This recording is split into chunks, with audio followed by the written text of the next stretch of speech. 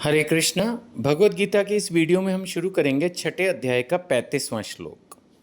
आपको ध्यान होगा पिछले श्लोक में अर्जुन ने कहा था, हे भगवान, आपने जो संक्षेप में ये मुझे योग के थ्रू खुद को कंट्रोल करने के लिए कहा है, मन को जो कंट्रोल करने के लिए कहा है, ये बहुत मुश्किल है।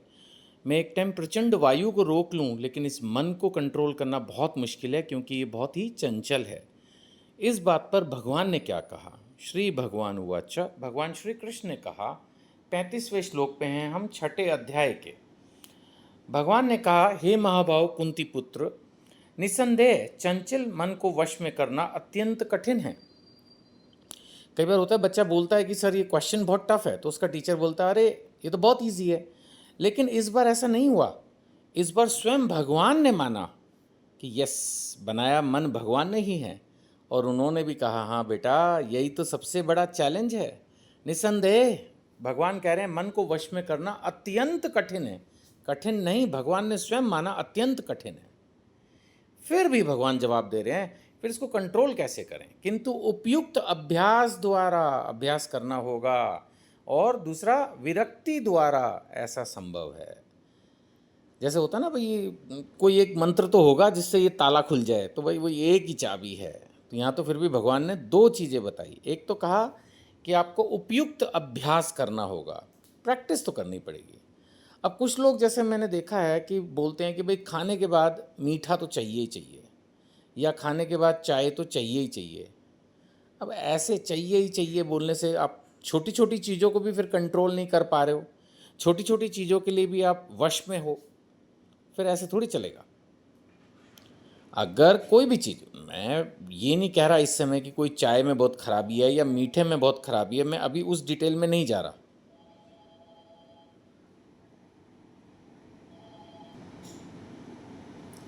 तो कहने का भाव ये है कि जब हम अपना जीवन जी रहे हैं, तो हमें मन को छोटी छोटी चीज़ों से पहले कंट्रोल करना होगा। मन तो कहेगा सोते रहो लेट तक, नहीं सोना है, जागते रहो देर तक, नहीं जागना है, बहुत खाओ, ये भी खा लो वो भी खा लो, नहीं खाना है। छोटे छोटे अभ्यास। अब मुझे आज तक याद है, प्रभुपाद जी ने अपनी किताब में कहीं बड़ा एक छोटा सा लिखा था कि जब आप दिन में लंच करो या डिनर करो, जो भी, तो जैसे कुछ लोग करते हैं ना, सब्जी रोटी भी खा लेते हैं और दाल और चावल भी खा लेते हैं। तो प्रभुपाद जी ने कहा था छोटे छोटे त्याग करना सीखो। तो एक जगह उन्होंने कहीं लिखा या लेक्चर में बोला, आई डोंट नो, मतलब कहीं था ये, कि एक ही चीज़ लो, या तो दाल चावल खाओ या रोटी सब्जी खाओ। बड़ा छोटा सा त्याग है ये, छोटा छोटा कंट्रोल। बहुत बड़े कंट्रोल करने के लिए पहले छोटे छोटे कंट्रोल तो करोगे ना। जैसे माना एक बच्चे को लॉन्ग जंप करनी है, तो एकदम थोड़ी मार जाएगा लॉन्ग जंप, पहले छोटी छोटी जंप मारेगा। तो इसी तरह से इसी का है उपयुक्त अभ्यास। अगर हमें अपने आप को पूरा कंट्रोल करना है, तो पहले छोटी छोटी चीज़ें कंट्रोल करनी सीखनी होंगी, और फिर आगे बढ़ते जाना है, बढ़ते जाना है। फिर भक्तों का संग होगा, हरि नाम होगा, धीरे धीरे एकादशी व्रत करने लगेंगे, हर चीज़ अपने आप कंट्रोल होती जाएगी। लेकिन थोड़ा उस तरफ आगे तो बढ़ना होगा। सब कुछ एज इट इज़ जीवन में, अगर जो ऐश मौज चल रही है, जो खाना पीना सोना जागना सब एज इट इज़, फिर तो कैसे आगे? कुछ तो प्रोग्रेस करनी होगी। अगर एक बच्चा कोई टफ एग्ज़ाम की तैयारी करता है, या कोई बहुत बड़ा उसका कोई स्पोर्ट्स की इवेंट है, तो कुछ तो तैयारी करनी पड़ती है ना। वही हमारे लिए भी है। अगर हमें भक्ति में आगे बढ़ना है, तो थोड़ा तो अभ्यास, इसीलिए भगवान कह रहे हैं। और दूसरा भगवान ने कहा विरक्ति। विरक्ति भी कहीं ना कहीं जीवन में ज़रूरी है। कई बार लोग बहुत ज़्यादा किसी से गहन कनेक्ट होते हैं, बहुत ज़्यादा दिल किसी पर्टिकुलर व्यक्ति विशेष में लगा होता है, या किसी पोजीशन में ही लगा है, माना कि मेरे को तो ये डायरेक्टर बनना ही बनना है, या मुझे इस टीम का कैप्टन बनना है, या व्हाटएवर। कुछ बहुत हाई आपने सोच लिया कि मुझे ये अचीव करना ही करना है। फिर वो चीज़ अगर नहीं हुई तो प्रॉब्लम। जिस व्यक्ति विशेष से बहुत प्यार है, वो अगर इधर उधर हिला तो प्रॉब्लम।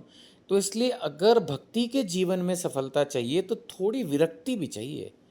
टू मच अटैचमेंट ठीक नहीं है। अब आप देखो, जो आप स्टोरी पढ़ते हो भरत महाराज की, तो उनको अपने जीवन में उन्होंने पत्नी, राज्य, बच्चे सब त्याग कर दिया, लेकिन बाद में एक हिरन से उनको जो है लगाव हो गया। वो हिरन ही एक तरह से लेके डूब गया। एक छोटा सा हिरन का बच्चा इतने बड़े भरत महाराज को, जिनके नाम पर भारतवर्ष, उनको लेके डूब गया। उनको दोबारा से हिरन का जन्म लेना पड़ा। खैर, उसके बाद जब तीसरा उनका जन्म हुआ जड़ भरत के रूप में, तब उन्होंने बिल्कुल विरक्ति वाला जीवन जिया, किसी से ज़्यादा अटैचमेंट रखी ही नहीं। और ऐसा फिर लास्ट में लिखा है कि उस जन्म में फिर उनको मोक्ष की प्राप्ति हुई। तो कहीं ना कहीं अपने भौतिक जीवन में थोड़ी विरक्ति भी घोलनी होगी। Too much attachment is not required. अगर आपको टू मच अटैचमेंट गुरु के प्रति है, भगवान के प्रति है, हरि नाम के प्रति है, शास्त्रों के प्रति है, वो आध्यात्मिक अटैचमेंट से कोई प्रॉब्लम नहीं है।